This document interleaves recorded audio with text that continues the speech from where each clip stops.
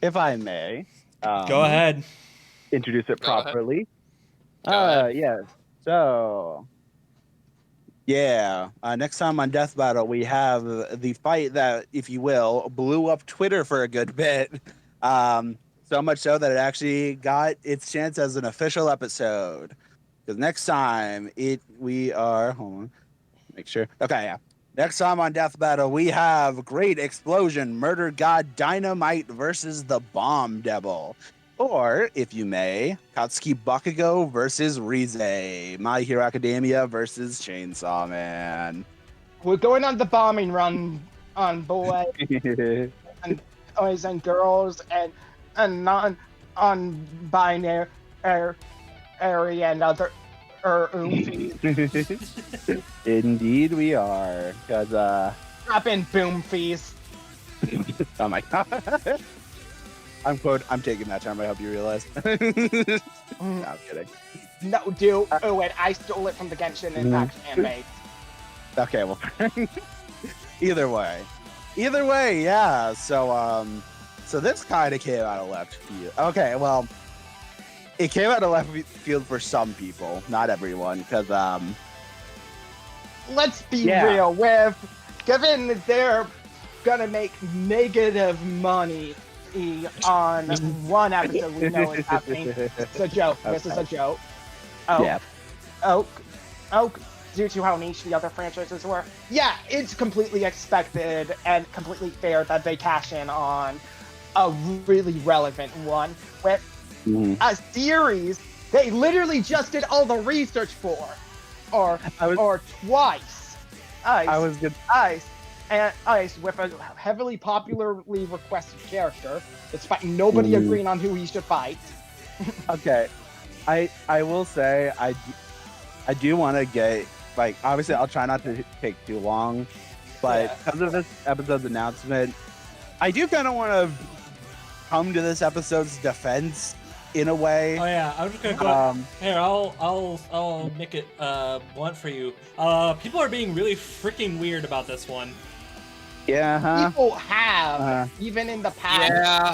Have, because. Yeah.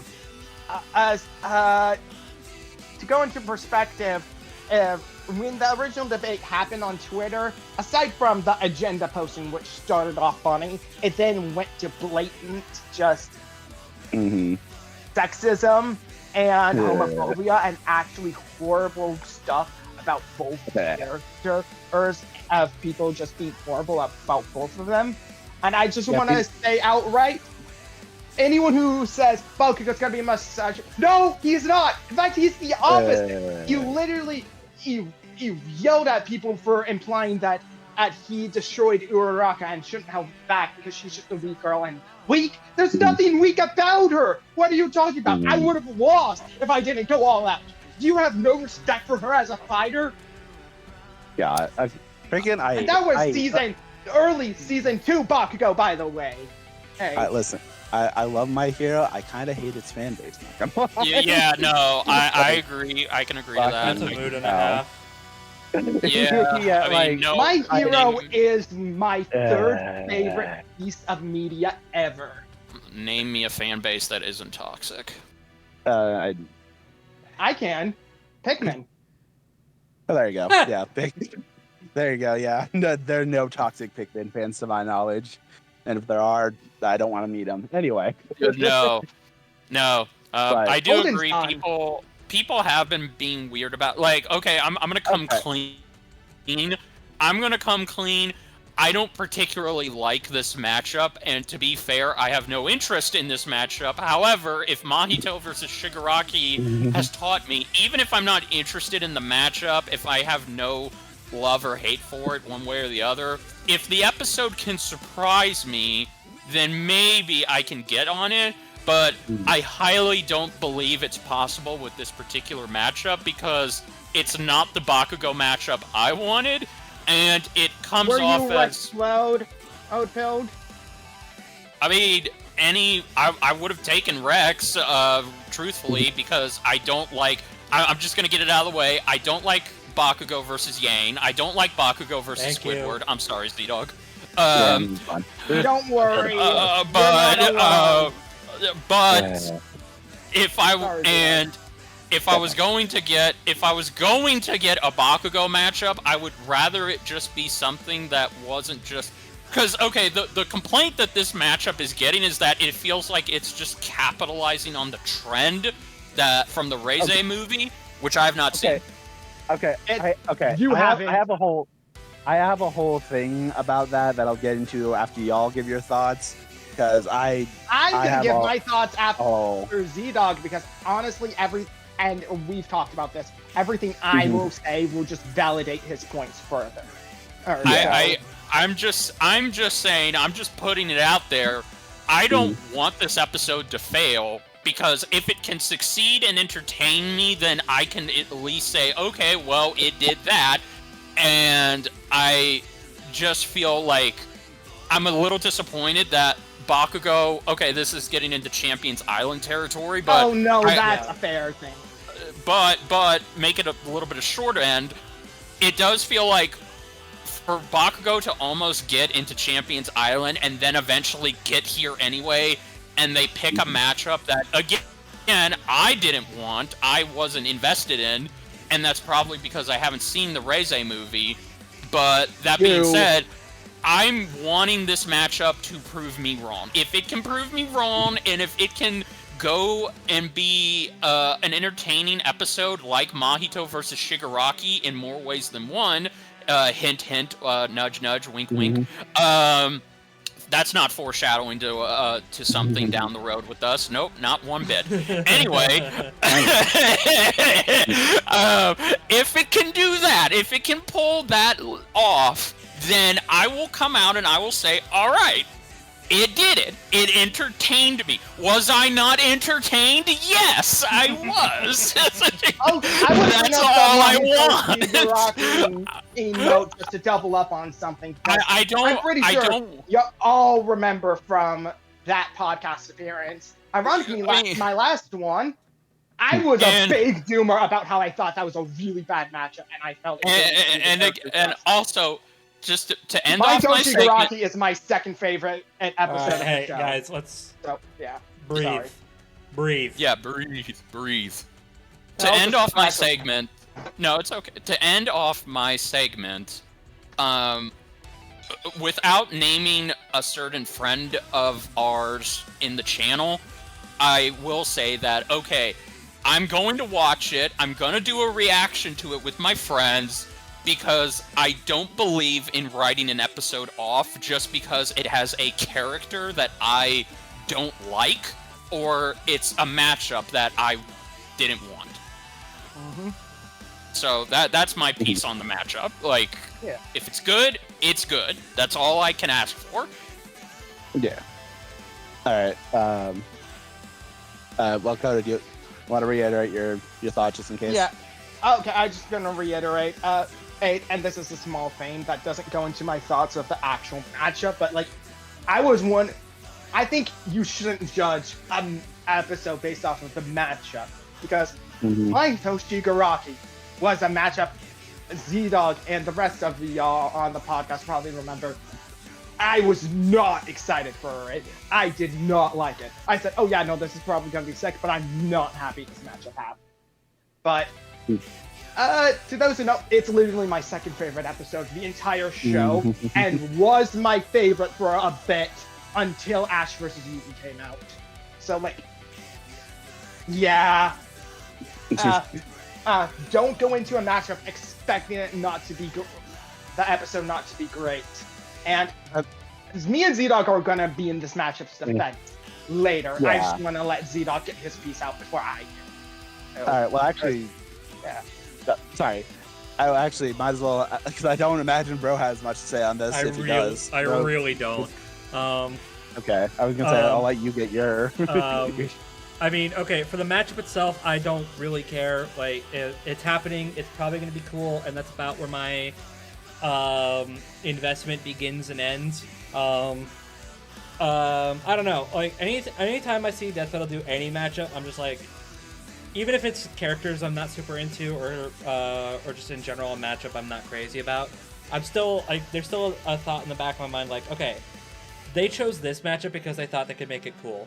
But that's really it, and that's all I need. I'm not one of those guys that's like, oh, I didn't get the match I want. This is gonna suck or whatever. I used to be like that. Anybody remember how I felt during Core vs. Storm? That ain't me anymore. That ain't me anymore. Like I'm not gonna get like crazy excited over a match I'm not crazy about, but you know, my mentality is Death Battle wanted to do it, so they're gonna do it. It's their show, let them do whatever the hell they want. When it comes to it being before Geats versus Nero, again, I don't really give a shit. Do you know how much content they have to go through to research that episode? Yeah, They I was have gonna to, say I'll get in. go through not just Fate, but they have to specifically, and a lot of stuff on the Fate side that has been completely untranslated and only from audio dramas that's directly canon and important because Nero is such a side thing to the series that she doesn't appear that often in the first place. Ace, they have to research the entirety of Kamen Rider because of how Geats ties into Kamen Rider as a whole, due to the movies. So, yeah. Yeah. No, the point is, okay, so the island had like 32 characters on it. Do you really think all 32 of them were going to be like hard deconfirmed before we ever got Geats vs. Nero? Geats vs. Nero, I'm going to be real, probably isn't happening until 2027. Yeah. It's either going to be like the last 2 episodes of this year, or it's going to be in 2027. Yeah. And like, okay, I know they said on some live stream, one of them, they do like 3 of them now. They said on one of them, like, hey, like, we put them on the island because we didn't currently have any plans for them when we did it. So I guess people took that as like, yeah, because they didn't win the island, they're not getting episodes for a while. When that's obviously not true. Because as I don't think Bakugo is going to be the only character for the island that's going to be showing up this year. But so here's the thing. When it comes to like people are confused on the timing. It's like how did Champions Island just wrap up and now we're getting Bakugo? It's because they literally had all the research done. All right, hold on a second. Hold on, just 2 seconds, okay? Sorry, I'm excited. So, Bakugo gets put on the island, and then he doesn't make it past the preliminaries. I was gonna say that's the thing. 2 months later is when this match actually blew up. Pause.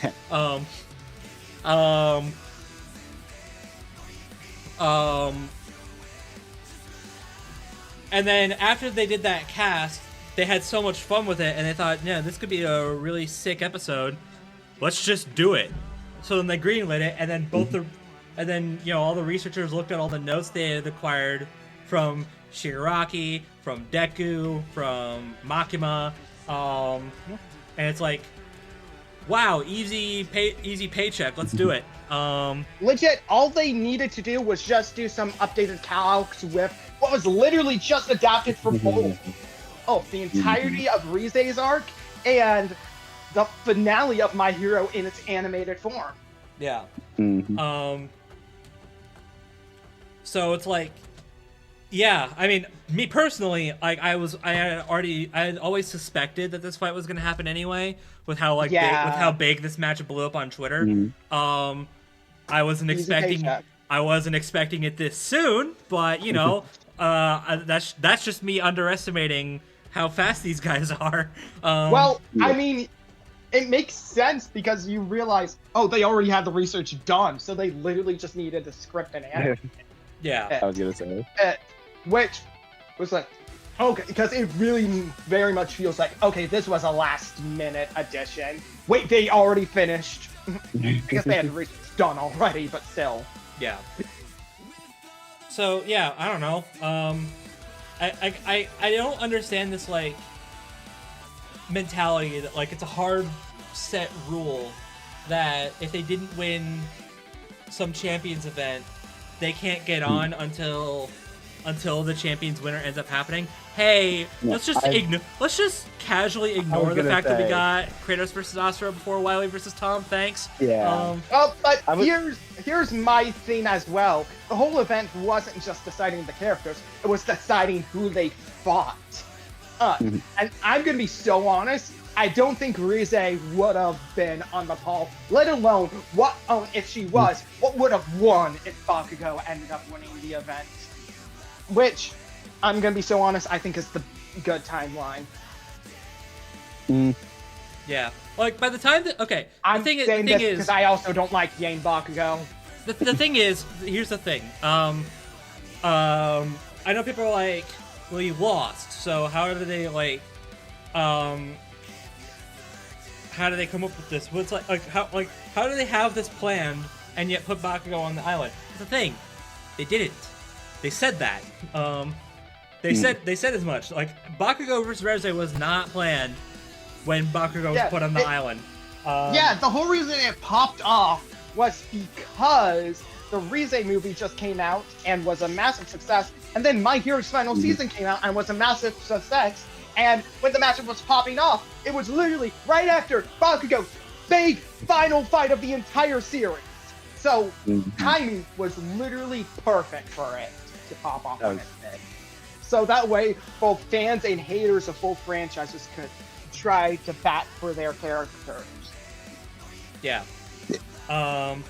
So it's kind of funny. It's kind of the same thing I brought up. I said for Cell versus Metal Sonic. It's like, oh, this feels like they're just like cashing in on like an easy paycheck, and I'm just sitting here like, yeah. What of it? So what? Like, what are you gonna do about it? You're not Death Battle. Well, like yeah, this is like yeah, this is an easy paycheck, and let's give it to them. They're doing Geats Nero, and let's be real. Out of all of the matchups we're getting, that one is so niche of a pick with both of characters, let alone series characters, that they deserve it. Let's be honest. And I'll be honest, this is going to be one of my points when defending it, but also I feel like a friendly reminder that we are almost out of the Kickstarter matchups they promised us. Yeah. Like we just have Aang Traveler and Gru Megamind. And I guess Light versus Columbo if you want to count and that. Traveler and Light Columbo. Yeah. Like Columbo is just going to happen as its own thing whenever it happens. Yeah. Yeah, but regardless, like but other than that, yeah, other than that, it's just Aang Traveler and Gru Megamind. That's it. Yeah. One of which was literally given to us, even though we didn't reach the actual goal for it, Exactly. just as a thank you. Even though they probably didn't have the full funds at the time to do that episode. Yeah.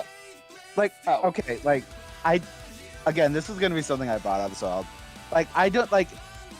Yes, could this be seen like, oh, like this is just a free paycheck? Yes, maybe, but also like freaking, like again, like, now I'd argue is when Death Battle needs like the money most. Like not that they're not struggling for like channel memberships and like the website things, but like and I feel like now the $300 pitches, and they the just opened up.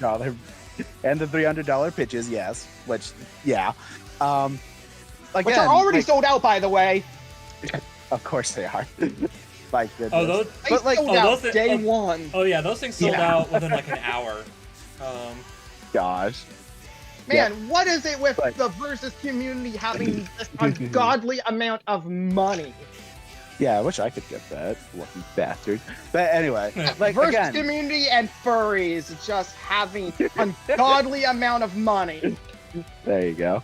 Again, lucky bastards. But okay, the point is, again, I'd argue now is probably when they need the money most. And like again, not that the other episodes aren't providing that, because they sure as hell are. But I mean, have you seen how Metal Cell Yeah. perform? I was gonna say Metal Cell popped off, but yeah, like Yeah, we're definitely Like, getting more Sonic and Dragon Ball episodes. oh yeah, we are. But again, like you need things like this to like, you know, get the views and whatnot. And also like freaking, can we like, are we gonna ignore the fact Captain Marvel versus Shazam is an episode that Yes, actually. probably only okay, fair enough, honestly. But anyway, that Or only Batman exists, Black Panther. or Batman versus Black Panther, that primarily exist as, you know, promo tie-ins. Like, okay, again, I'm not saying that's the only reason they did it, and in fact, I'm not saying I'm not saying that's the only reason they did this episode. Again, if they weren't as passionate about it or as interested in it, we probably wouldn't be getting it. But I mean, you can't we deny. literally see this on Ballot Banter, them commenting on specific matchups and characters of like what they're passionate about and what they're not. And if they're passionate about something, they end up actually doing it. Case in point, Exactly. this episode we just got. Mm-hmm. Exactly. So, like again, and oh my gosh. So yeah, like I don't know, that was one of the points I was gonna bring up. Like, yes, is it kind of weird it's happening before Geats versus Nero? Sure, but again, I think there was a bit of a miscommunication with the whole like Champions Island thing, like where like no one that was gonna show up there was gonna get an episode. Obviously, I think that was just straight up miscommunication. And again, like freaking Bakugo didn't even Bakugo didn't even make it to the top 16. So it's not like, In fact, he was probably one of the lowest ranking characters. And yeah, wasn't it like only below Cyborg and Nail? yeah, you want to know the Or- whole reason why a lot Okay, of maybe people shouldn't weren't even voting him? Because it was matchup spread. No, they thought he was gonna make it on regardless. It was the same case Oh, yeah. with Yukina. Mm-hmm. That was also the reason why Steve lost round 1, because they thought he was gonna make it on the show regardless. Which, you know, there's a whole that's- other argument. Yeah, that's a whole there. other can of worms. Let's not do that. But yeah, but regardless of what the reason may be, like, yeah, like, you know, it's not the first time this happened. Like, again, Tom Wiley, and even, I mean, I know it was the previous one, Simone Kyle happened before that, so like, And Fall Guys Among Us. and All Guys Among Us, that's right. So yeah, you know, we're like, people forget we are still getting Geek Nero. Like, don't forget that. So we just, again, that episode's a lot of work, and this episode had a lot of the work done research wise. Like, again, you probably need to get some extra stuff, but again, not as bad. Look, I'll say it. If you're upset about this happening before Geats vs. Nero, honestly, just grow up. Please. Yeah, and also on, also on the topic, like Koto's mentioned, freaking, yeah, but like, yeah, this episode's gonna like pop off in terms of views, no matter what. So you can't forget. Like, I don't know, like, I'm trying, because I do have like a whole list that I'm trying to keep condensed, but freaking, like, yeah, there's that. Yeah, there's the thing like, oh, it's too recent of a matchup, which, hi, Resident Evil versus Loose fan here. Yeah. I feel. It's too... man, like, I feel ya, because that's all... I think that's in all of our top 10, let's be real. Probably. I mean, you know it's in mine. But anyway. And we know, that you're the reason why it's in all of ours. Not sorry. Anyway. Don't be. You can go ahead on what you were doing, by the way. I'm done. Okay, cool. No, you're good. Okay, well, first of all, I guess I should probably lay my cards on the table on how I feel about the match itself before going into my defense mode. Because yes, as you probably can gather, I'm a very big fan of My Hero and a very big fan of Chainsaw Man, two of my favorite series ever now. You're Um, welcome on Chainsaw Man, by the way. yeah, Koto is the reason for one of them. And yeah, I do really enjoy these characters. Like, I definitely do think Bakugo has redeemed himself. I love his, like, even when I was kind of like, he's annoying. Like, I still like the way he fought and stuff. Like, Yeah, I thought like he had a cool even power if you set. didn't like him as a person, he was an entertaining character. Exactly. And then Chainsaw Man and Reze, I do really like. Yeah, Reze arc movies peak, going at me. Because you know I'm right. But as for the match itself, I will admit this is kind of a match I'm kind of on in comparison. Like, I like both characters, I like both series. I don't think this was the strongest pairing in terms of either, or in terms of, well, at least in terms of characters. Like, like, I do agree. I do prefer what I preferred matchups like Bakugo versus Rexplode, Genos, Kyoko Sakura, and Yes! Yes! And, Okay. there you go. Again, And breathe. And Alright. yes, even Squidward. Yeah, I know. I have that as a guilty pleasure. Yeah. But even then, I do think this matchup does have some worth at least, and it's going to be a really cool animation. Like, it would have been my first choice for either. No, but like again, I'm not going to complain too much it's happening, and especially that, you know, we're getting more My Hero and Chainsaw Man in general. Like, you know, I am happy about that. I guess I do want to go. Should I go into my whole like defense podium Yes. about it now, or Yeah. Okay, so I have a few Just make it notes. quick. I'll try. I mean, we kind of went over the whole Champion Zion thing, thankfully, so we don't have to worry about that. Well, I guess the main thing I've seen is that, I mean, you know, I'll get the thing that kind of pisses me off the most about this one, which, you know, I'll try and hold it back because it involves the results. Is that this is the third My Hero matchup we're getting in the span of a year, and a lot of people have been saying, "Oh, it's just an easy pity win for My Hero." Which, okay, again, I'll keep my mouth shut on who I think wins, but man, I fucking hate this argument so much. Like, okay, listen, like freaking, I hate the whole thing about a pity wins in general in Death Battle, regardless. Yeah. But like, again, like, I think this point, like, people are just forgetting that this matchup is how popular this matchup is. Like, you may not like the reason it was popular. I could go without it, but like, you know, people, like, you know, it was popular on Twitter for a reason. And like, again, like, I don't know, it just feels like it's ignoring the people who did like it and the factors on why it could be cool. But even then, like, I'm gonna go into my bias earlier. Like, do you know how many fucking spy matchups we had to deal with My Hero for the longest time?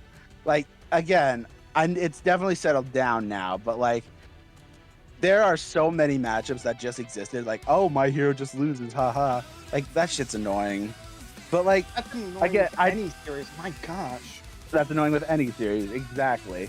But also, like, again, I feel like people are just like, the merit of a matchup shouldn't be determined on how big of a stomp it is, like, no matter what. Like, and I feel like, again, they're gonna do really cool shit with this matchup, and like, no matter what. But Man, it just, and hey, what happened? And aren't all of you saying that it's just a My Hero pity win? Weren't you the ones saying that Reze destroyed Bakugo anyways? Gotta love it sometimes being in. So this hey, movie. were you But- really thinking that, or were you just us trying to hate on one character? Yeah. Just saying. I don't know that again, as a My Hero fan, this point just really annoys me no matter what. And again, we've had bigger stomps in this Kickstarter era alone. I feel like that also needs to be reiterated. I'm not going to go into them, but man. And again, it is the vessel to get more Chainsaw Man on the show, which again is very warranted. Yes. Now that the series is over, regardless of what your thoughts on the ending are, this just means it opens the door to so many matchups. Even though I'm not a fan of it, Yuji versus Denji is right there. And if Death Battle doesn't do it, I'm gonna be surprised. Exactly.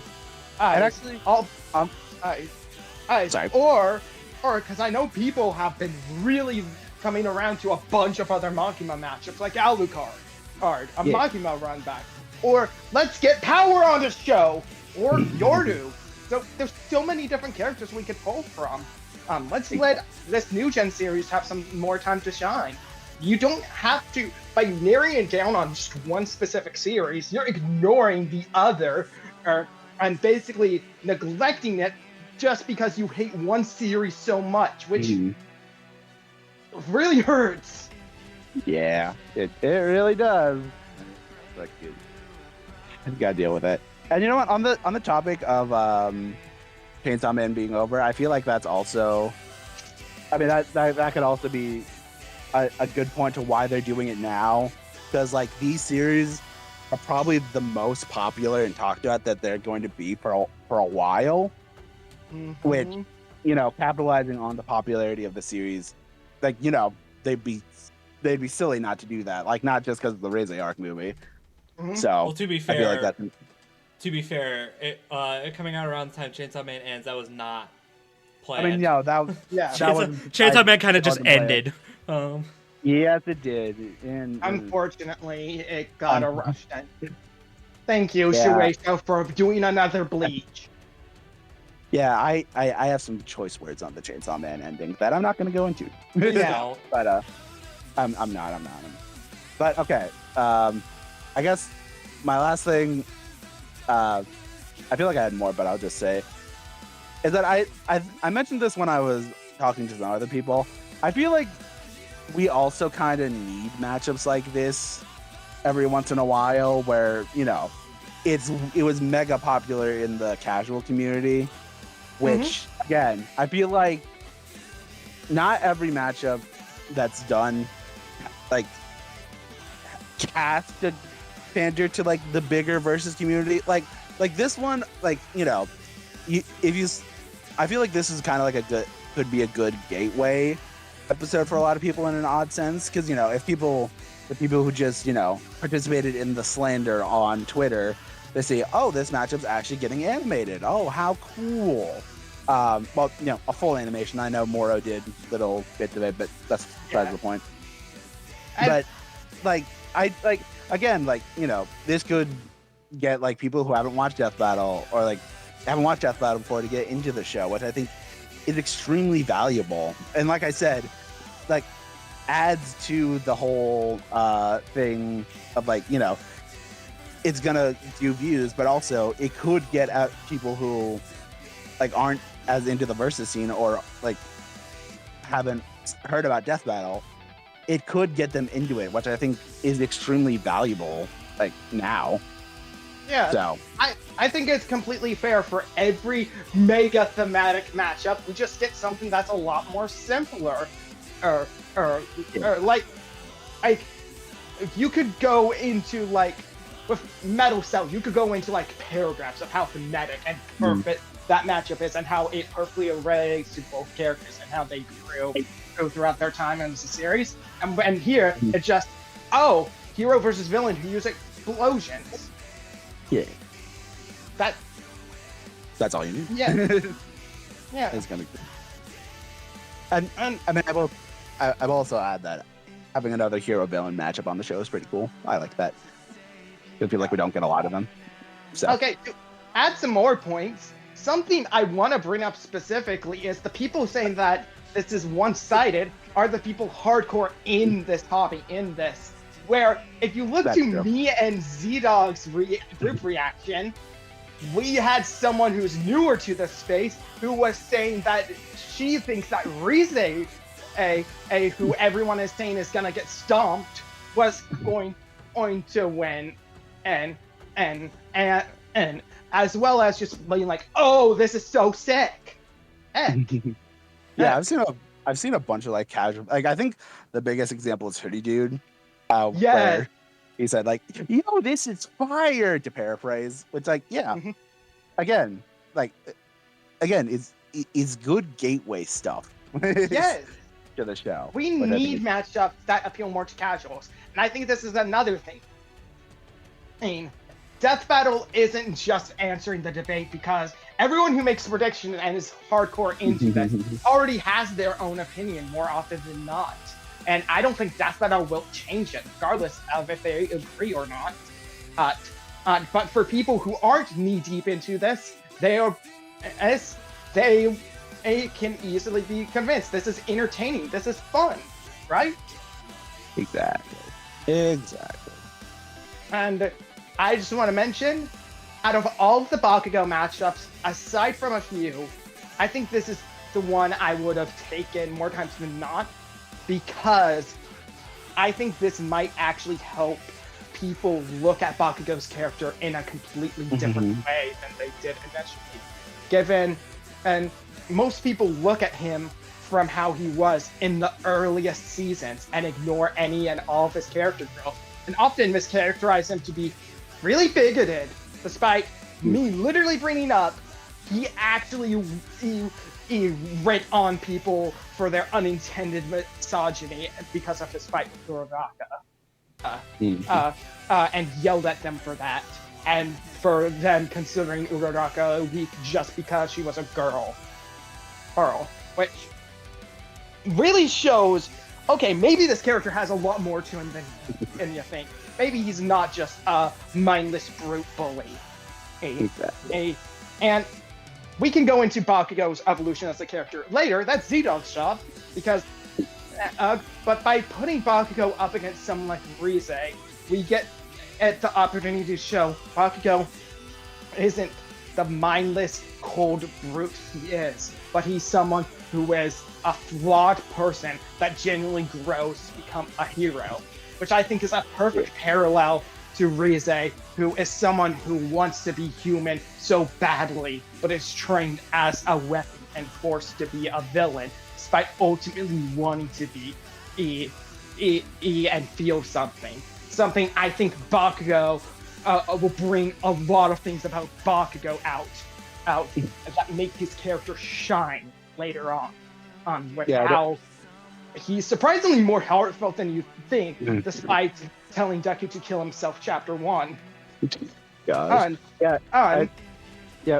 And also, a fun theme, not only hero-villain, this fight has one core overlying theme that we'll get to, revolving around the fear and perception of man and how it shapes things, which maybe will also, much like the matchup, depending on how you look at it, your perception of the matchup might change. Yeah. There you go. Mm-hmm.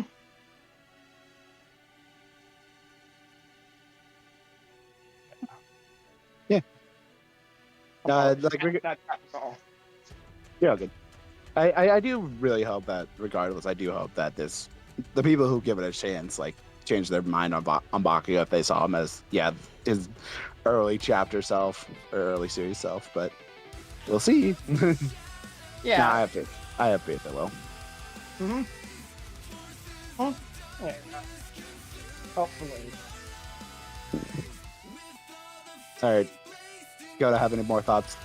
Nah, that's all. Okay. Yeah, well, I don't know. I guarantee you, last thing before we get into debating stuff, I suppose. Like, I really hope that, like, again, I know people will, considering fights like this in the past, but I hope, like, people learn that, like, simple fights like this and, like, you know, they still can be good. That's still, like, Death Battle's still gonna put the passion into them, regardless of what you think of it. And, like, again, like, if you're not gonna watch the episode because you dislike My Hero, Bakugo, or Chainsaw Man, I guess Reze. I don't know how many people actually dislike I've Reze. never seen a Reze hater. Exactly. I've seen Chainsaw Man as a series haters. I've seen I was- haters for every character other than Reze, but I've never seen a Reze hater. Exactly. But regardless, like, you know, if you're not watching the episode because you dislike either series or character, I understand. But again, I at least hope important for you to give it a shot because, again, you could find a diamond in the rough when it comes to Death Battle. Mhm. So. Okay. And now I believe it's time for the debate section. Or at least a discussion, right? Yeah. Yeah, I mean, I guess we can just move on right to the debate. For the record, Sure. Oh yeah, I guess we should. For the record, we're recording this the night before the Death Battle cast, so we don't have a preview this time. We know it's being done by Origin and Assassin Knight. And we know it's some form of 2D, but they are kind of vague about it. Yeah, I again not gonna go too much into it because you'll see it by the time this goes up. But I'm expecting it to be some sort of sprite mixed with hand drawn and stuff. But Yeah, but I guess we'll see. Yeah. I kind of don't want to get too speculative about what we could see or what we could hear from the preview because we're gonna get it tomorrow. So by the time this gets uploaded, we're already gonna see it. So I don't want to outdate this already. We've had enough of that. So yeah, I'm down to just skip right ahead to the. We've also been recording for about 2.5 hours. So yeah. I think we might just be super passionate about how all 4 of the series is involved. Right, but I'm down to just skip ahead to the debate. Yeah, I mean, I got everything else I needed to say about it beforehand. So. All right. So that being said, okay. So just to go into how this is gonna work. So ZDogg is gonna be repping Bakugo. Koto is gonna be repping Reze. Hey ZDogg, you finally got another character. Been a minute. Hey, there you go. Yeah, that's one. I would say you now have an excuse to keep you've had an excuse to keep yourself busy, but you probably kept yourself busy for like maybe a day. I was gonna say, like, yeah. Of all the episodes we've gotten so far, this one was definitely. I don't even have to be involved in this one to say this one had to have been the easiest one. Absolutely. Yeah. It helps that I owned all of Chainsaw Man Part 1 on physical copies. Like, I have the first 17 volumes. I have volumes 1 through 17 of Chainsaw Man. And meaning I'm only missing 3 of the current available volumes out right now. There you go. Yeah, and it's funny. It's funny that I say that this one's been the easiest. This year's actually, maybe Sean and Richard are gonna chew me a new one for this for Ichigo versus Yusuke. But this year seems to be like a lot, like really easy by comparison. Yeah. Like between this fight and Cell versus Metal Sonic, it's like, man, this one like it's actually been a bit of a breeze. Can we keep this up? And suddenly Geats versus Nero happens in the middle of the year. Anyway, so yeah, that's. And or I just watched the Monkey's Power Curl in real time. Damn. Anyway,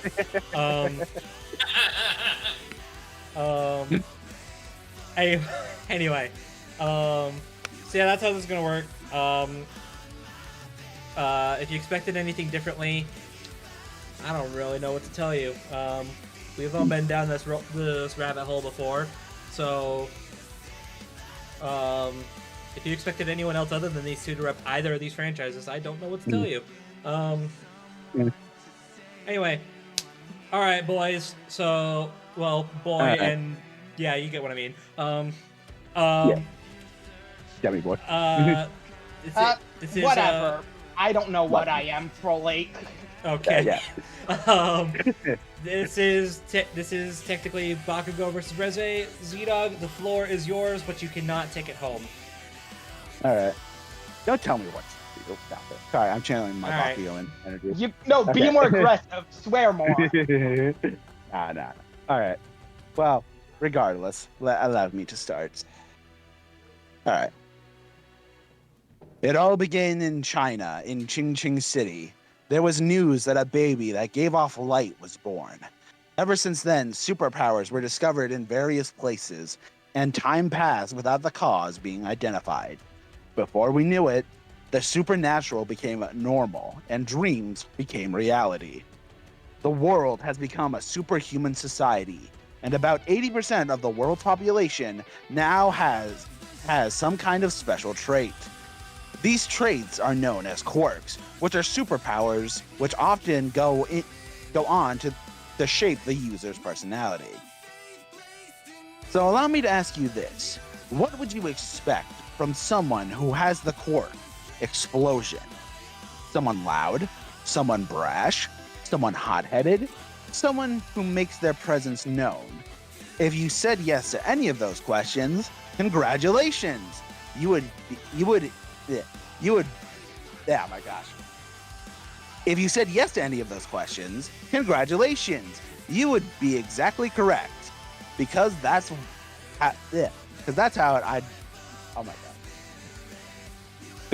how I describe the bombshell hero, Katsuki Bakugo.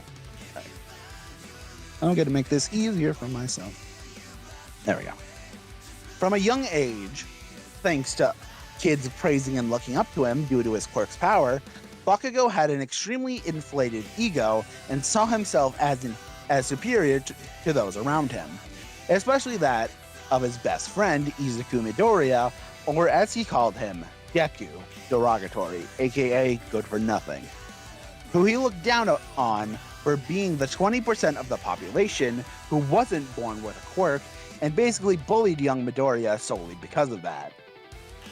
Bakugo's desire to become a pro hero was really strong, especially because of the one he looked up to, that of the number one hero, All Might. All this added up to Bakugo being a heroic prodigy, even despite his crude demeanor to certain others.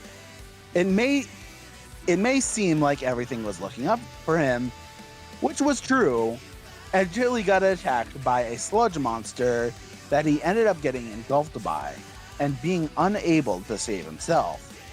Luckily, Deku, derogatory, happened to be nearby and leapt into action to save his life as his friend. And while he didn't succeed with All Might himself leaping in to release Katsuki from the monster's grasp, safe to say, needing to rely on the quirkless twerp and his idol, seeing him in a defenseless state, definitely took a shot to his pride. He should have been able to save himself and not need to rely on someone he saw as inferior, right? Well, no need for that. It's not like we'll be seeing Deku again. Due to his oh my god. Take a breather. Due to his prodigical status, Bakugo was an easy fit for enrollment in the superhero high school made to train up incoming heroes, UA High. And he made for an easy fit among everyone else. People with super speed quirks, people with sound-based quirks, Deku, people with gravity quirks. Wait, Deku? What the hell is he doing here? And not only that, he somehow seemed to have gained access to a quirk somehow. As you can probably guess, this didn't make Bakugo too pleased, especially since this newfound superpower of Deku's made him not only keep up with Katsuki, but even surpass him when he came to combat. And on top of that, he managed to turn Bakugo's insult around not only to something positive, but even made his hero name, Deku, affectionate, aka someone capable of anything. This fueled Bakugo's desire to grow even stronger and surpass his friend, in quotation marks by the way, and grow into the best hero he can be. And with how dominant he was in the UA training exams, and even went on to be first place in the UA Sports Festival, and even went on to be placed first in the UA Sports Festival. All of this was thanks to his extremely powerful quirk. As previously stated, Bakugo's quirk is known as Explosion. This is because his sweat has similar properties to that of nitroglycerin, which allows him to create big booms to blow things to smithereens from the palm of his hands whenever he wants. Much like other heroes in this world, his hero costume he wears is specifically made to complement his quirk and fighting style, allowing him to use it to the best of his ability. This can be best seen with his two Grenader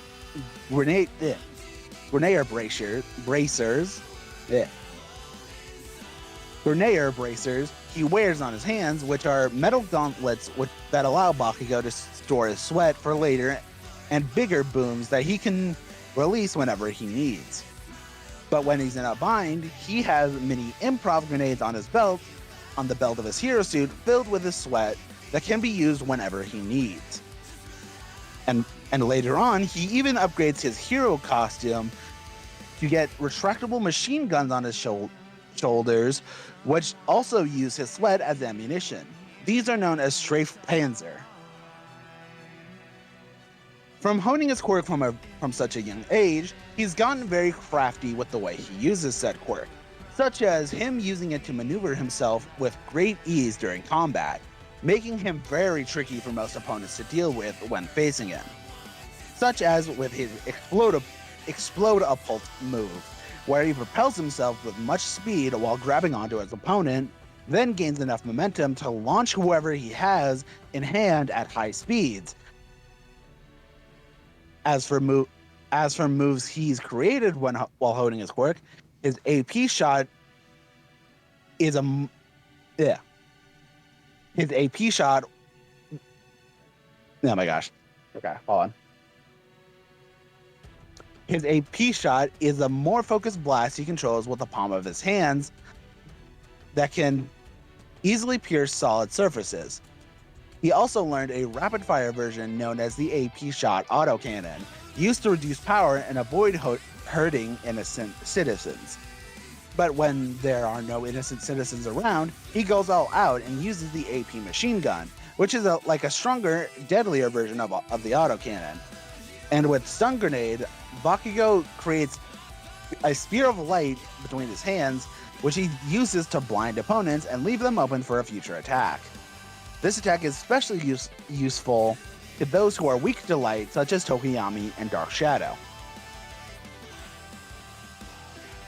As well, he eventually discovered by condensing his explosions, Bakugo can unleash a fury, or should I say a cluster, of explosions all at once, which only makes him faster and stronger. And when he needs to clear the air or get opponents off of him, he has his land mine blast, done by aiming his bracers at the ground and firing. And then there's Bakugo's deadliest and signature move, the Howitzer Impact. With this, Bakugo basically turns himself into a human cannonball, using explosions to propel himself with much force towards whoever he's facing in a circular motion to create a tornado. Not only giving him more momentum, but also fuels the final explosion, making it even larger. But would you believe me if I said it gets even better? Because when we mix the Howitzer Impact, the shots from Strafe Panzer, and the condensed explosions from the cluster technique, we get his strongest move, the Howitzer Impact Cluster, giving it his biggest boom of all, as well as leaving explosions in his wake. Overkill? Maybe. Badass? Definitely. Just making sure I didn't miss anything. Okay. While his quirk is definitely powerful, it does lead Katsuki to be extremely overconfident as a student and led to him not being the most popular at UA. While he definitely did gain some bonds amongst people, a lot more didn't care to be around him for long. It almost seemed like the behavior of a villain at points, which, funnily enough, led him to being captured by villains himself, that of the League of Villains. The League of Villains took a fascination to Bakugo, thinking he would be an excellent fit amongst the villains of the group, and seeing how well he did at the sports festival. However, Bakugo wasn't going to take their side so easily, knowing what side his heart belongs to, that of a true hero, even if his actions don't always seem that way. However, this encounter wasn't all sunshine and rainbows for Bakugo. As All Might went to save Bakugo, it ended up sending him into grave danger and severely damaged his body after a battle that was felt across the world with All Might and All for One, which would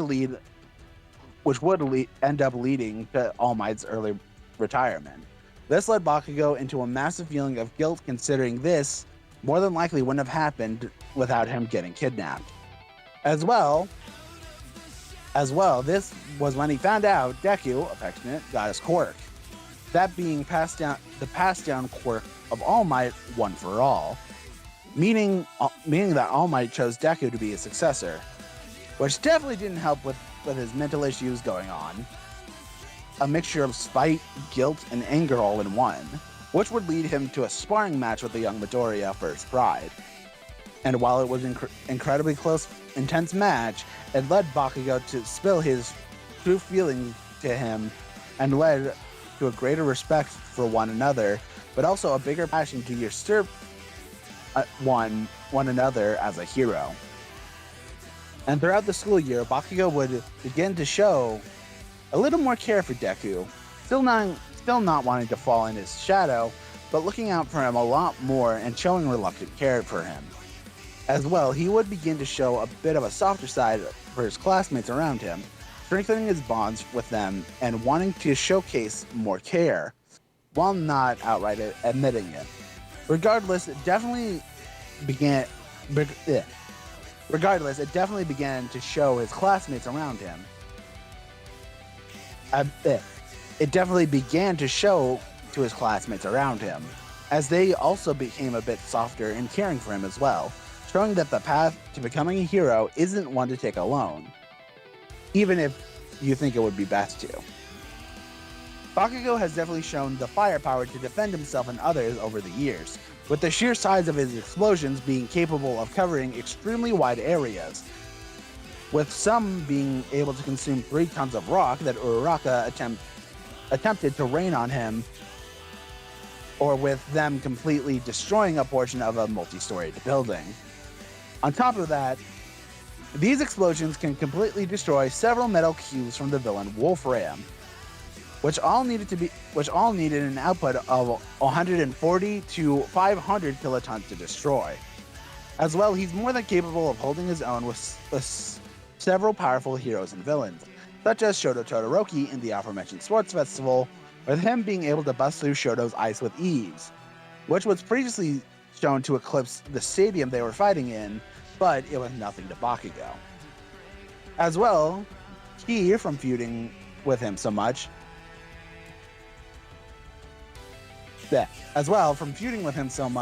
it obviously makes sense to scale him to Deku, who can destroy giant training robots with ease, when he obtained One for All. As well, alongside Bakugo, they performed a punch that split the clouds and dispersed the storm created by the villain Nine.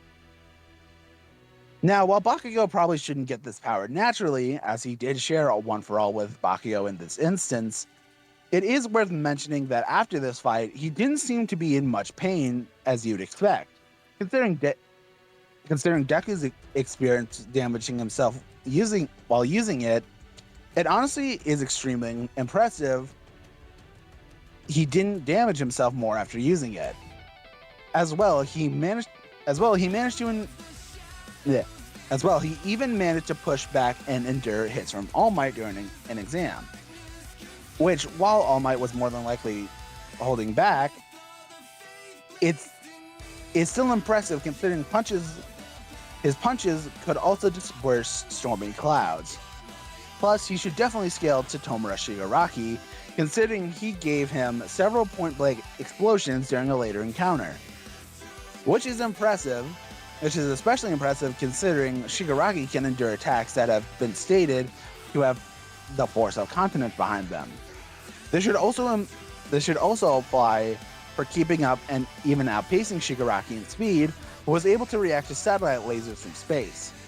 As well, several of Bakugo's classmates can dodge Aoyama's lasers, which are proven to be legit when Invisible Girl refracted them.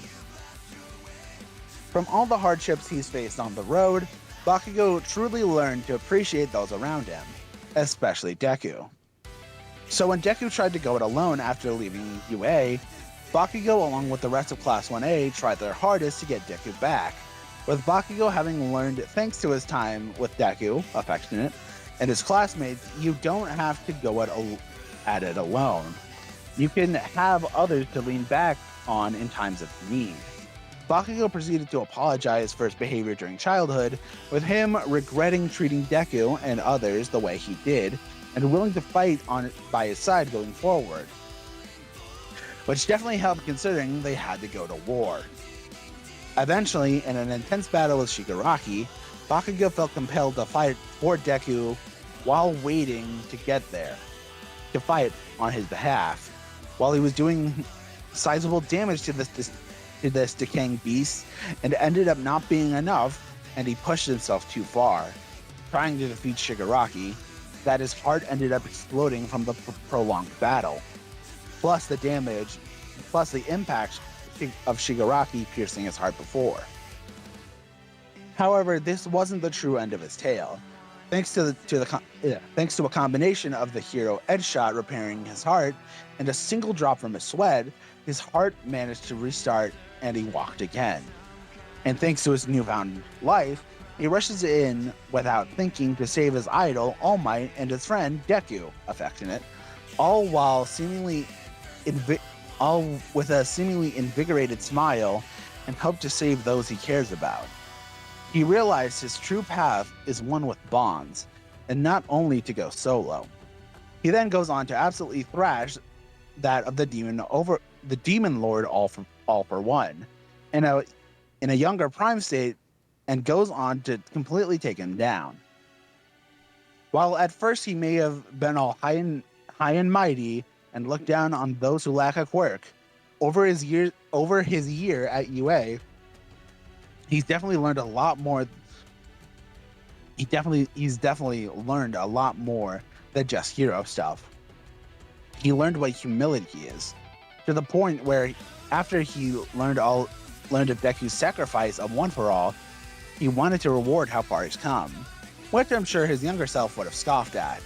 He even pitched in on a hero suit for Deku so he can keep being a hero after everything else. Not only to continue to test himself, but so he can look out for someone he really cares for. Despite everything else, the Great Explosion Murder God Dynamite will go beyond and prove he deserves his title as a true hero, you damn nerds. Nice job, guy. Nice job, ZDogg. There's something that I really want to add in regards to like the finale statement and of like pitching in the heroes. Bakugo was the main contributor and literally for 7 years straight gave himself no work just so he could bring the person he thought deserved to be a hero most back in action. And this was his ultimate way of apologizing to Deku, even the apology that he gave Avon series. He wanted to make sure he repaid every damn sin he ever committed against that. Yep. I'd say he Yes. did. I'd definitely say he did.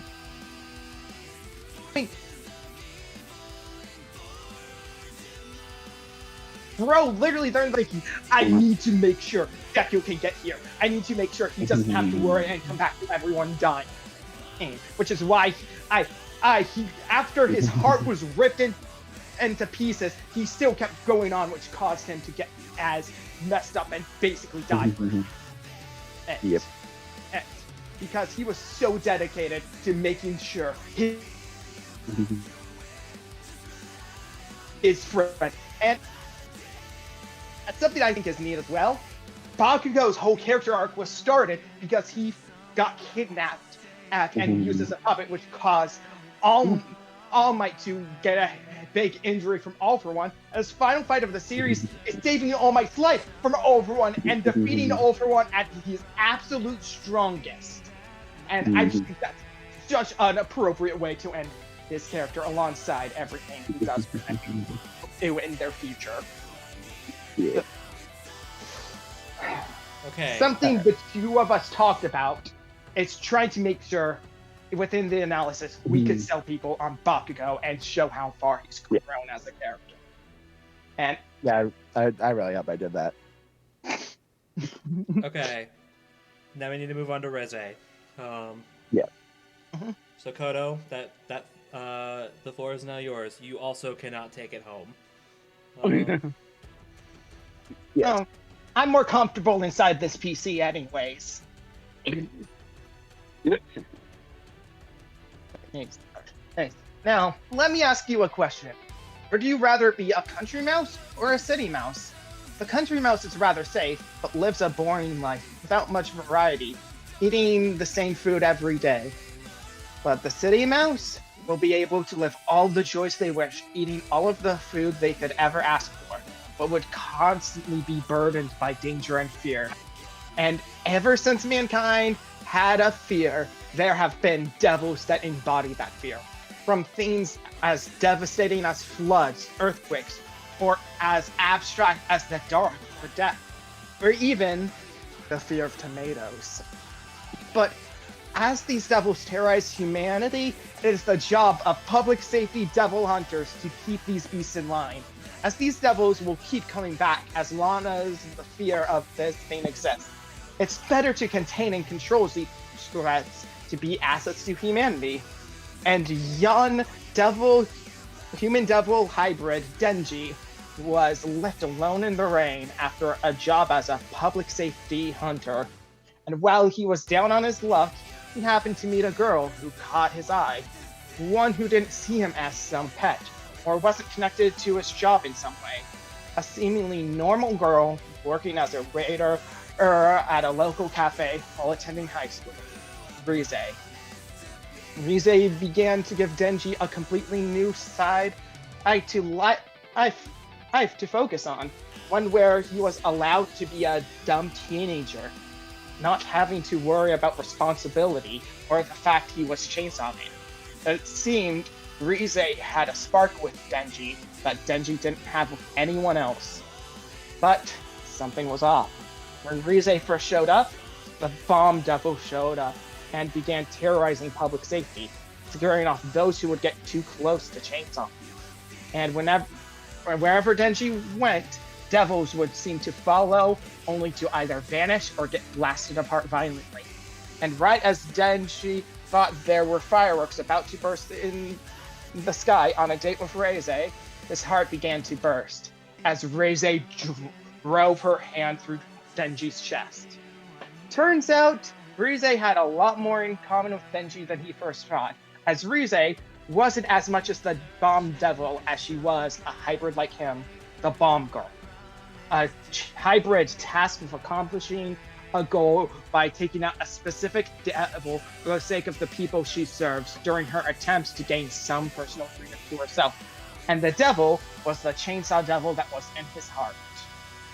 Within their fight, and Rize's constant fights against public safety, she proved herself to be the most dangerous and unstoppable threat they've ever faced, as her near immortality made it so she could freely regenerate from any wound applied from her. And that was if they could even make any wound, as she shrugged off a full power attack from the Violence Fiend. A devil that is the representation of mankind's violence against other men, and was able to create explosions, but for a fired gun could release a bullet from its chamber. And given she was as a professionally trained in combat spy from Russia that can boost her speed and even fly with her explosions, the buildings and city blocks she casually left in her wake meant nothing. Even the Typhoon Devil was afraid of her, and they created a storm that was capable of reaching up to 413.6 kilotons of TNT during the fight against public safety. But let's talk about the very thing Reze is the embodiment of the fear of: bombs. A weapon created by mankind that can wipe out people, buildings, and even cities off the map, all in one instance. The very fear of these weapons, and that even our current world government are afraid to use against each other, is the very thing that empowers her.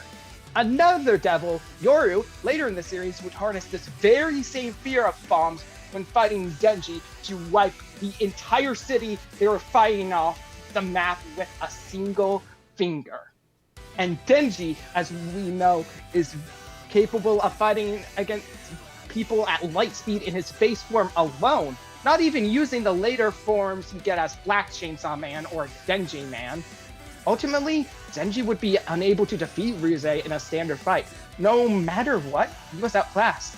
So in an ironic twist against someone who used explosions, he took Rize's mission into account and did a suicide play that would seemingly lead to take them both out to drown.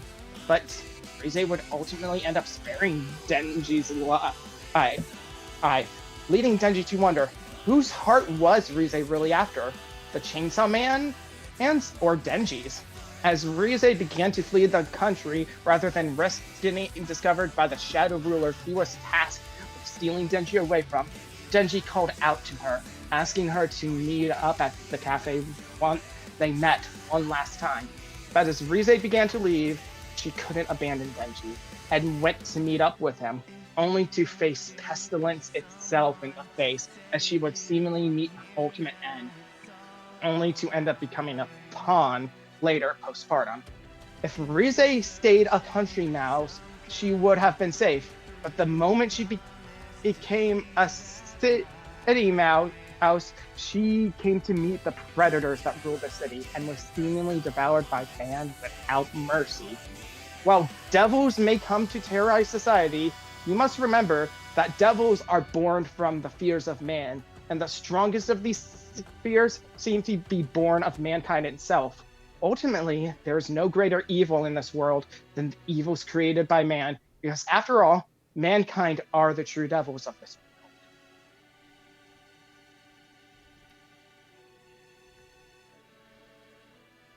All right. world. You go. Okay. There we have it. Yeah, good stuff. Good stuff. Mhm. All right. So I guess, any questions before?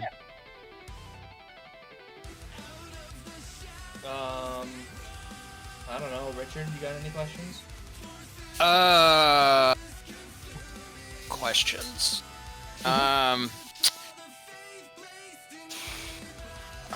I guess, okay, my question is excuse me.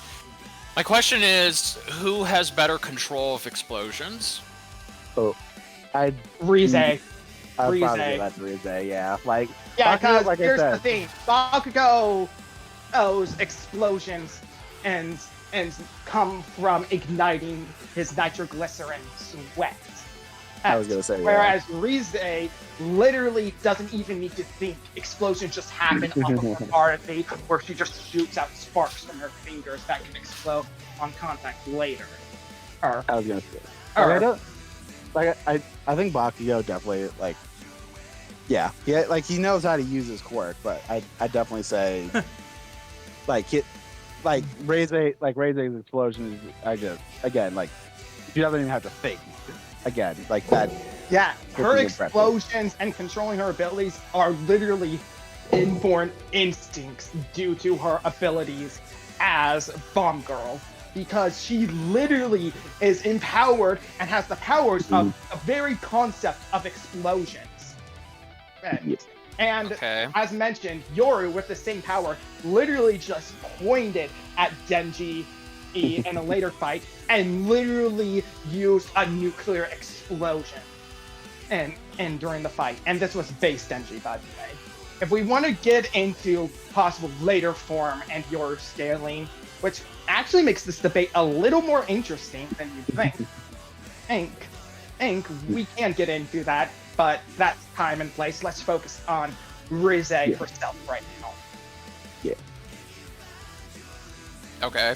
I guess follow-up question for ZDogg. ZDogg, Yeah. do you believe that Bakugo has more of a bigger power output that can overwhelm and trip up Reze?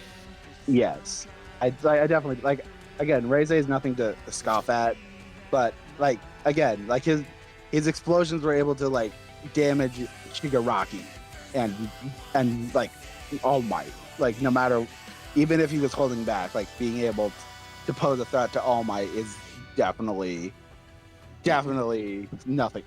It should be feared. You don't exactly hold back durability.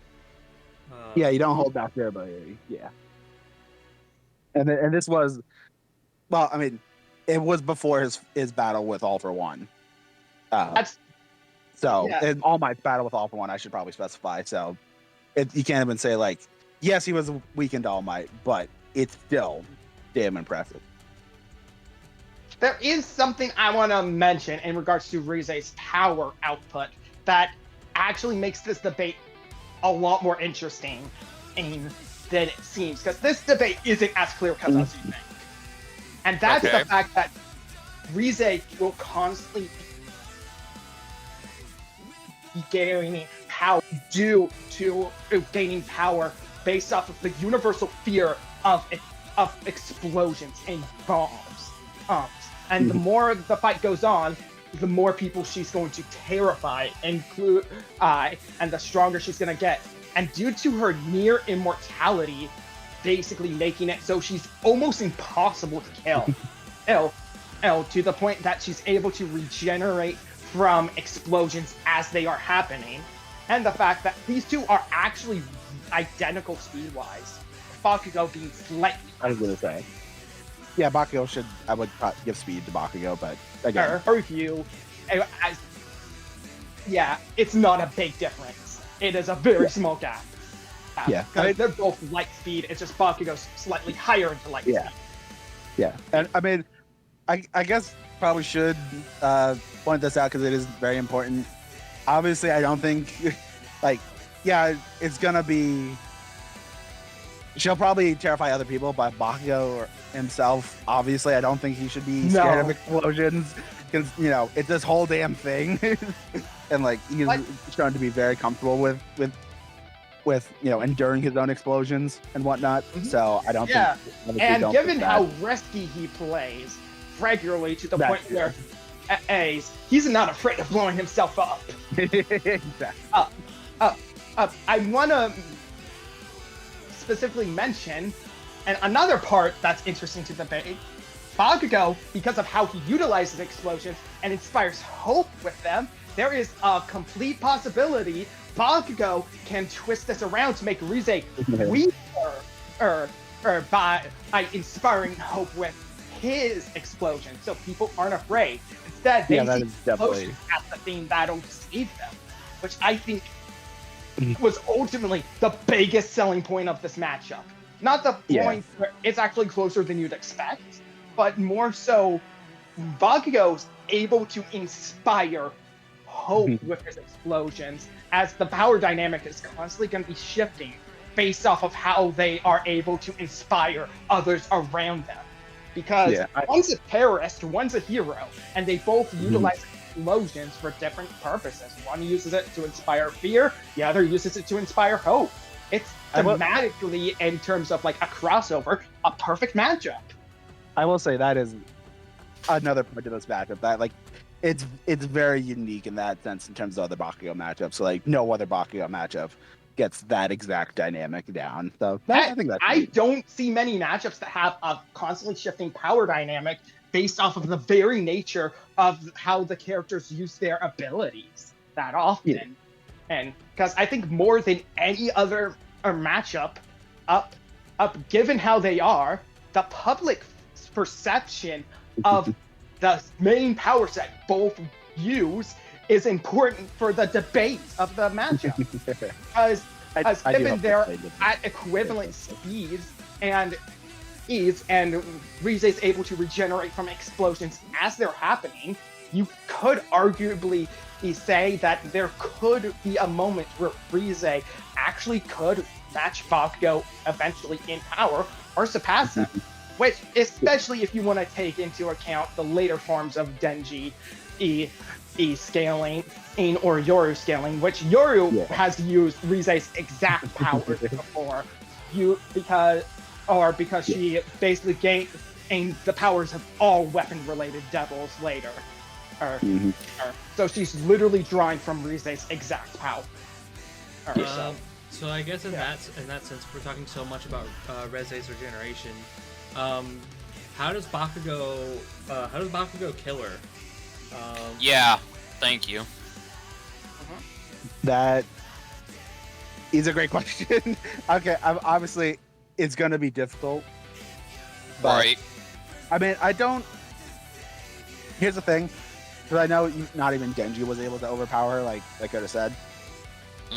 But I don't deny, like, especially if like Bakugo, like, if Bakugo eventually gets to the state of like weakening her through, you know, the public perception of him, and like, you know, people not being afraid of him anymore, or her anymore, sorry.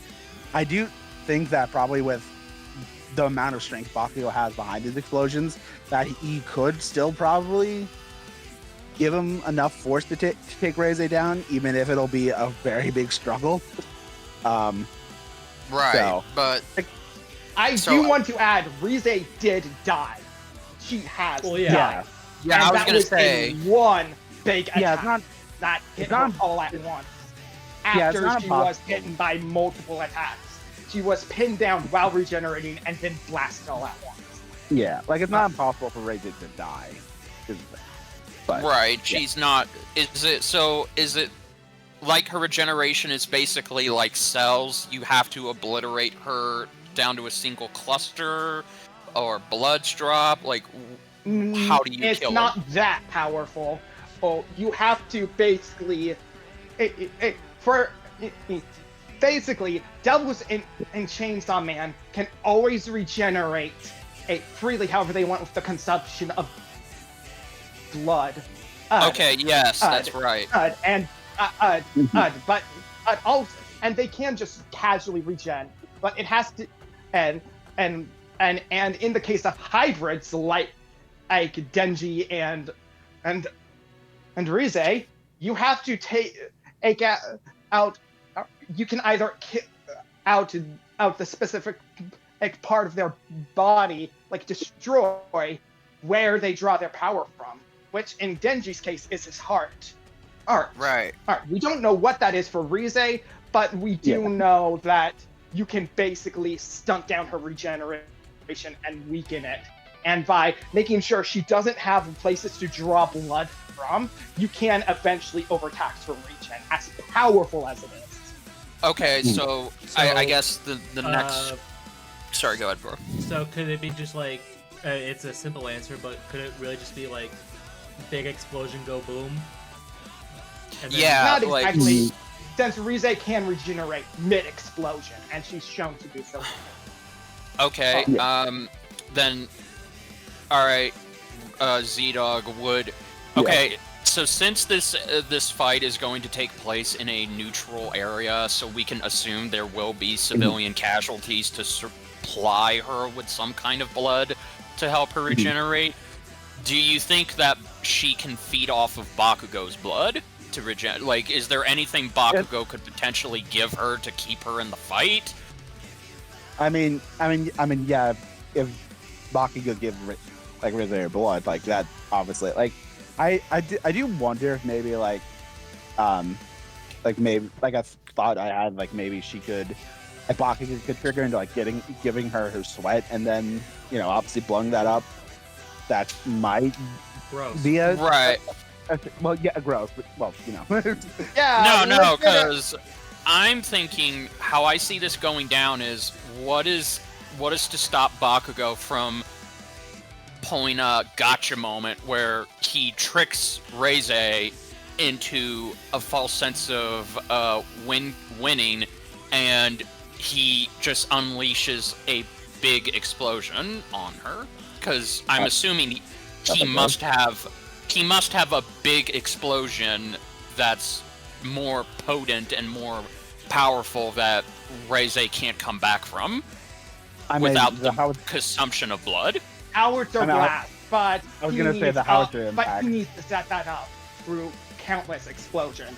And given the score on a same speed theme, that would absolutely kill Reze. But it's more so he needs an opportunity to pull it off. He can't just instantly just go boom. I mean, granted, I do think that like with him being stronger, maybe like he could like obviously maybe push Reze back so he could set that up. And again, Cluster, I feel like with Cluster in like improving his speed and again being able to completely blitz Shigaraki, I definitely think that is also again he also probably needs to set that out, but still is going to be very useful. There is something I am going to bring up because we mentioned about Bakugo tricking Reze. Reze could absolutely, given her knowledge on explosions, figure out how Bakugo's quirk works and just ignite sparks in his gauntlets to make a massive backfire against Bakugo. Because she should be fast enough to pull it off given their similar speeds. He's forcing Bakugo to endure his own attacks. Yeah, I mean, to be fair, he also launches them. Sorry. To be fair, like it's not like it gives him more control, but like again, he still can use his quirk and has like his shoulder kit, the Panzer Strafer, and his grenade to fall back on the back brigade. Yeah, it is. It's just more so Reze could absolutely pull this off, and even if it would be a 1 or 2 time thing, it would be something she could easily do to backfire against Bakugo. Yeah. And after all, there is the higher end scaling elephant in the room that I've been bringing up that I'm just gonna leave that up to if you guys want to discuss it. Because me and ZDogg have the exact same conclusion, and when we were doing this the whole time, but I'm bringing all of this up. Just, it doesn't change the outcome we came to regardless, but it does exist. Yeah, that's your guys' call. Does it affect anything? Yeah, thank you. It doesn't change the outcome, but it does change stats drastically. Okay, so, all right, can you expand on that? Because you said it doesn't change the outcome, but it does change the stats. Like, what do you mean by that? We both agree. We both know. There's been a little secret, little gun that ZDogg's been holding all this time. That ZDogg is only ready to fire if I fire this. S. And because we were talking heavily about Dekio Shigaraki and Prime Ultra. Yeah. but we never talked about what that directly entailed, did we? Where I've been talking about later form Denji and Yoru scaling without going into specifics outside of the nuke that Yoru specifically did with Ruze's power. Yeah. I don't think we fully did, but We've just had these little surprise landmines planted at each other's feet.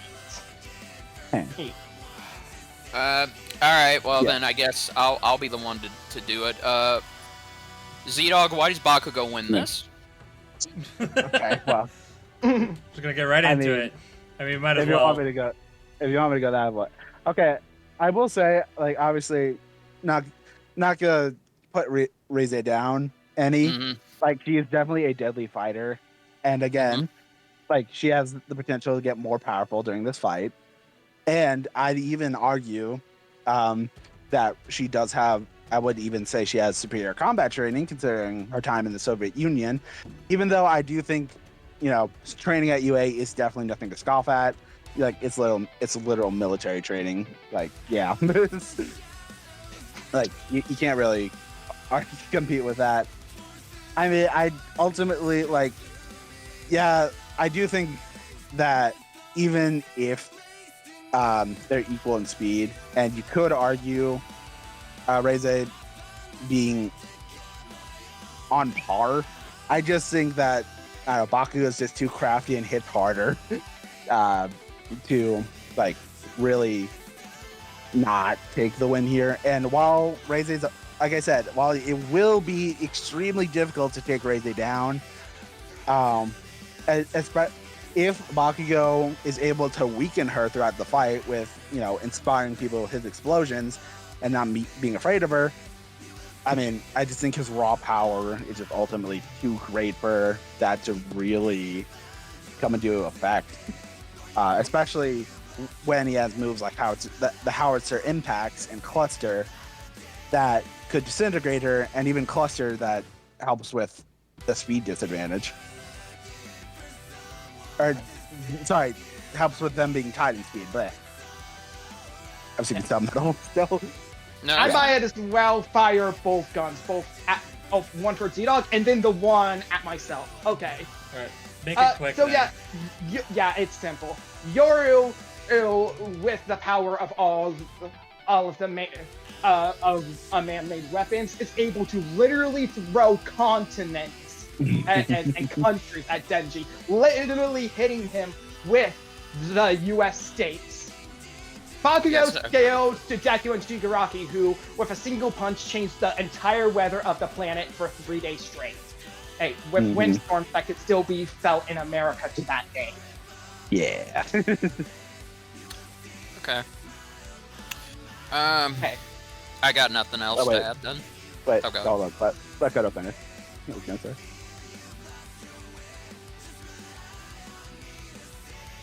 No, I cut out. No, it's fine. I have nothing else. It's just more so. But, even if you want to argue the absolute highest in scale Reze to, the end of series stuff in Chainsaw Man.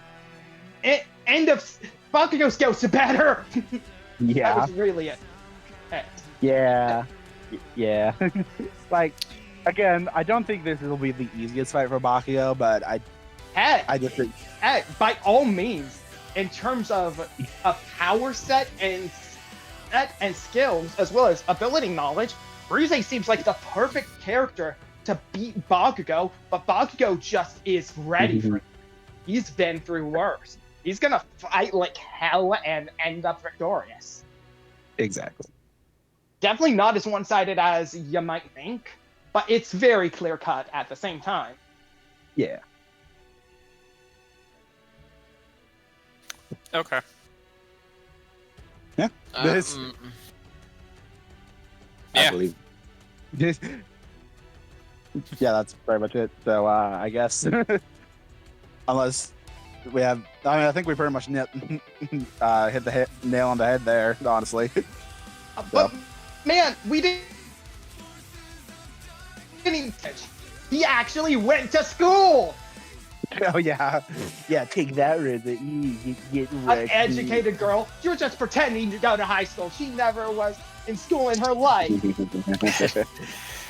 Wow. Had to get that slander meme in there somewhere. All right, let's. I get it. So, All right. bro, what are you thinking? I mean, I don't know. It seems kind of simple to me. Like I don't know. It kind of feels to me like the main thing working in Reze's favor is, really the fact that she can regenerate and Bakugo can't. Right. Reze's regeneration is like it's neat. Like I say it's neat. It's good. But it is something that can and has been overtaxed, and you know, a big enough. It sounds to me like a big enough kaboom, which is really what Bakugo is all about. Would be enough to kill her.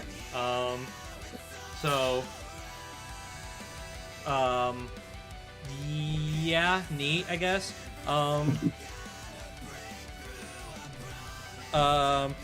It feels weird for for a character with like a as potent of a regenerative healing factor as Reze to lose off of just off of a massive power disadvantage, but like yeah.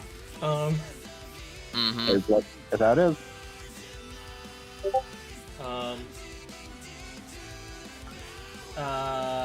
Yeah.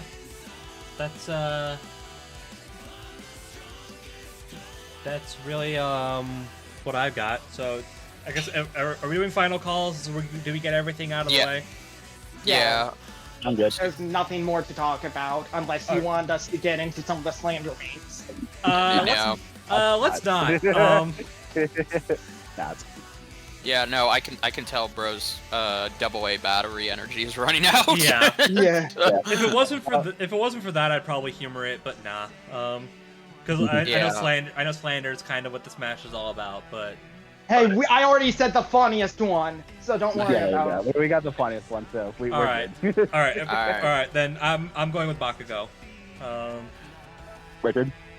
I too am going with Bakugo. All right.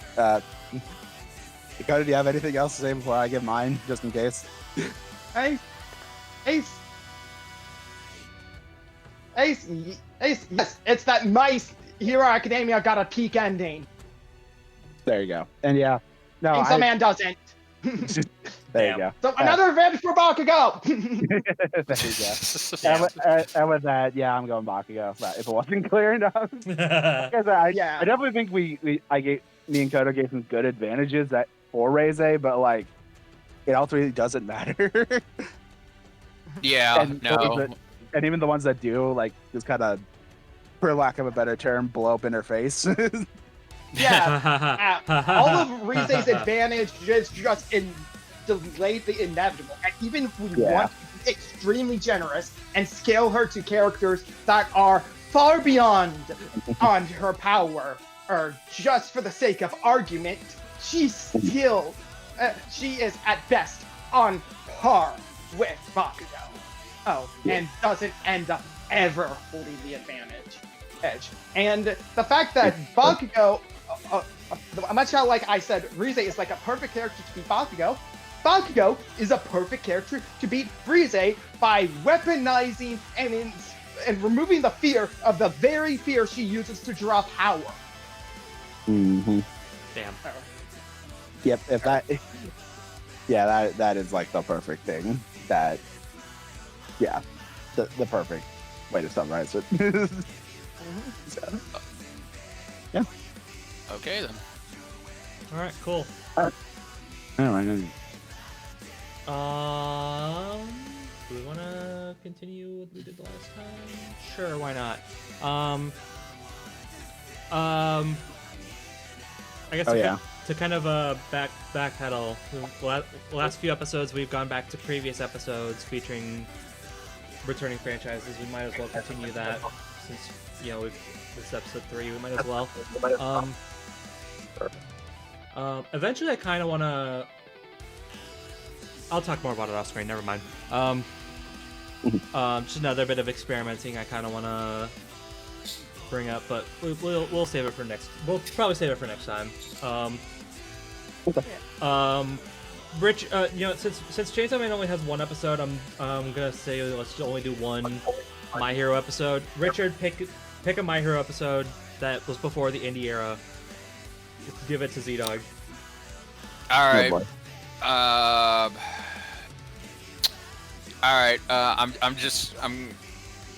I'll spare you the worst one, ZDogg, and I'll give you the most mid before the independent era.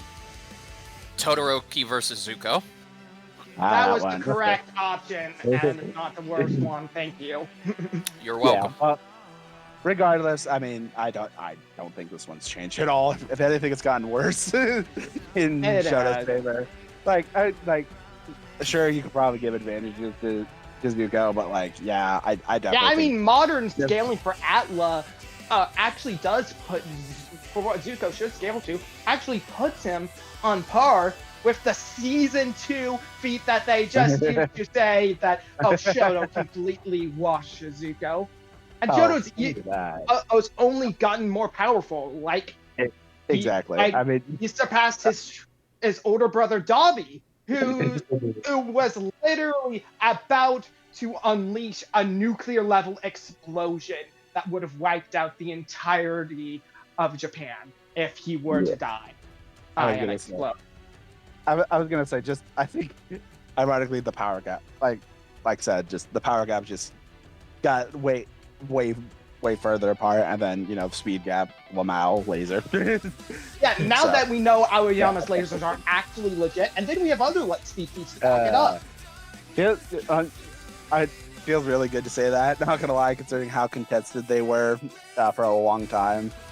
But I definitely still think Shoto wins. And yeah. But side note and a hot take, not gonna dwell on it long. Am I the only one who kind of wouldn't mind that episode be remastered? down the Not line? in the slightest. Like, I don't hate it like everyone else does, but It's overhated, but at the same time, that was just season 7, and it's far from the worst sense of season 7 that had a character that manipulated ice. Cough, cough, great. Yes, that's cough, cough. That episode permanently damaged both of their reputations. And yeah. Well, maybe one day it'll get remastered, but yeah. All right. Koto, you have a minute to talk about Gojo versus Makima. I would use it wisely. Oh yeah, no, absolutely. Would you I'm believe kidding, me but- if I'm kidding, but go ahead. if this debate actually got even crazier? Because from what I understand, Makima actually should hold a power advantage now that we know what the other 4 horsemen of the apocalypse. Because Makima should be more powerful now. That was never what mattered for this debate. The debate is literally the same as it always has been. And because stats were never a thing in this debate, because you could argue either one of them being faster or stronger. It was always a hack spot, and that's how it is. It is. So, really, who you believe won the hacks battle should win that. And at which Death Battle's conclusion for their hacks battle still adds up completely. And honestly, low key, given how early on in both of their reputations, anime-wise, this fight was done on, I think it would make complete sense to bring both characters back. Not a rematch, but against other characters. Like, for example, Gojo versus either Kakashi or Urahara from Bleach. And Makima versus Alucard is something I pointed out, but there are many other ones for Makima now that people actually are learning what her deal is. And she's had some more on-screen anime appearances of actually doing stuff in combat. So yeah. Okay, so I'm not entirely sure I got an answer to the question. Gojo, Makima. At least Hold up. Okay, at least in your viewpoint, Gojo. I've always been on the side that Makima wins, but I completely understand any Gojo things. I have not changed my mind since then. It's really just how you choose to interpret both houses. All right. Okay. As that's Good really answer. it. All right. Okay, then I guess we can go ahead and wrap it up from there. Yeah. Yes. All right. Well, good job, both of you, for the Yes. for Give the yourself a record. round of applause. God damn it! You're too fast with that. I was about to be like, here, I'll do it for you. Yeah, there you go. It was good to see hear you both talk about hear you both talk about these two. Can you tell me? Yes, no, I concur with what Robuska said earlier, ZDogg. It's been a minute, but I'm happy you got to come in and represent Bakugo and My Hero and Koto. As always, it was great to have you on to be our guide into Chainsaw Man. Let this be known. I will never rep a JJK character despite being fairly knowledgeable about the series. Yeah, I almost said JJK. Yeah, that is literally the whole reason why I represented Shigaraki, because when Maito Shigaraki was the thing, because I was originally supposed to represent Maito. Well, not entirely. I also wanted to actually catch up with stuff, but Yeah. Regardless, happy you were able to rep. Regardless, it's always a joy to come here, talk about stuff I like, and stuff. All right. Well, regardless, you guys both did a good job. You guys should both be proud of yourselves. And with that being said, thank you for watching. Obviously, this is going to be a two-parter, so I don't have to say, hey, if you watch this whole thing, you're a crazy person. I mean, you are, but yeah, we love you for it. Damn it. Yeah. Hope you enjoyed Cell vs. Metal Sonic. If you didn't, how? I'm kidding, but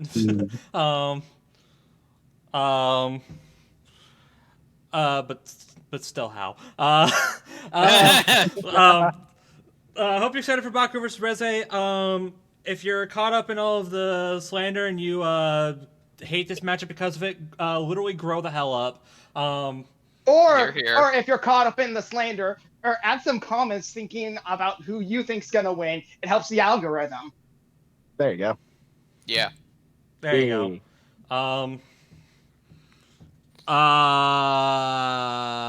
Yeah. I almost forgot the plug. Me, ZDogg, and Richard are working on a new show. It's called BBB, Bros Whittle Beatdown. Animatic is still in production. It's been getting there, and if you could only see what's being worked on. You're my you guys are not ready. You guys are not ready. Yep. Still surreal what's happening. Yeah. I thought honestly, I obviously don't want to get too far into it, but I thought this was going to be like a more simple project, something that was like, kind of like a starting out point. But the stuff we've been seeing, my God. You are going to be excited. Yeah. Yes. Yes, and I look forward to when we can announce it, because then you can see what we've been experiencing, the kind of high that we're on right now, that is making us very, very excited about this. It's going to be so great. Until then, please continue to enjoy my constant plugs that basically say all the exact same things. If they get annoying, tough.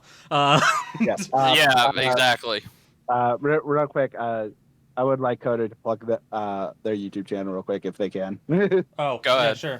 Okay, if you could, whenever you can, I do weekly streams as every Tuesday, starting last week, I've been running through an Iron Man run of Fire Emblem Awakening, one of my favorite games. You can check out because ZDogg's gonna be there with them. Um, Mhm. and is gonna be helping influence me to make likely reckless decisions that'll get your favorite character killed. We already killed off 3 of our Oomfie's favorites. It's with 4, and then one person no one in particular extra cares for. I'm sorry, Stall. I'll, I'll, I'll, and more are likely soon to follow as your least favorite character and my favoritism biased wife survives the whole run. And I also do art commissions, which I stream in sketch commissions every Saturday. So please consider supporting me on my Ko-Fi and picking up some cool artwork or in the process that I promise won't suck in my point of view. It won't. It's awesome, damn it. So yeah, once again, thank you guys so much for joining, for letting me join. Bad, yeah. And and if you haven't subscribed to these 3, whether on this channel or the individuals, why haven't you? Fix Oh, that. you're too kind. Oh, I was thinking. Or- sorry, continue. Yeah, fix that, or else the non-subscriber devil is gonna get you. Damn, the worst kind. The worst kind, indeed. I almost forgot. No, I was thinking the entire time. I'm like, there was something else I wanted to plug, and I don't remember what it was. I remember now. I recently did a complete run through of the Silver Samurai. I did a character analysis, a character sheet. It is on Blogspot. I will hopefully remember to leave a link in the description. If I didn't, rip me, I guess. If they didn't, they'll be in the pinned comment. I swear, I'll do it for you. Okay. I got you. Yeah, it was fun. It was tackling a a relatively smaller character. I say relatively. It was only like 78 comics. But it's a character that hasn't really been covered, honestly, since his last episode, which was kind of the whole. That's kind of the whole thing. I'm trying to give coverage to smaller characters that have been on Death Battle already. Hey, he still has more appearances and stuff than Reze. True. True. I'm mostly focusing on Marvel, so I don't want to say who's next. I'm also working on something else, like a pretty big project actually on my own time that I can't talk about just yet. I'm actually revealing it in front of everybody for the first time. I haven't talked about it with anybody.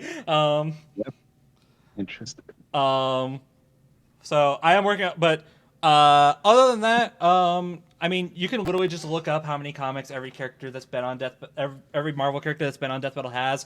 If you do that, you could probably tell who's probably going to be going up next. So basically, I'm forcing you guys to Google search. Get over it. The horror. The horror, exactly. The horror. But yeah, if you want to go check out how capable the Silver Samurai is, go check that out. Yeah, okay, that was the thing I wanted to plug. So we're good. All right. So with that being said, yes. No, go on. That was just said. Wrap up. Okay. Thanks for watching. Hope you enjoyed. We will see you all in the next episode. Goodbye. Peace. Banner.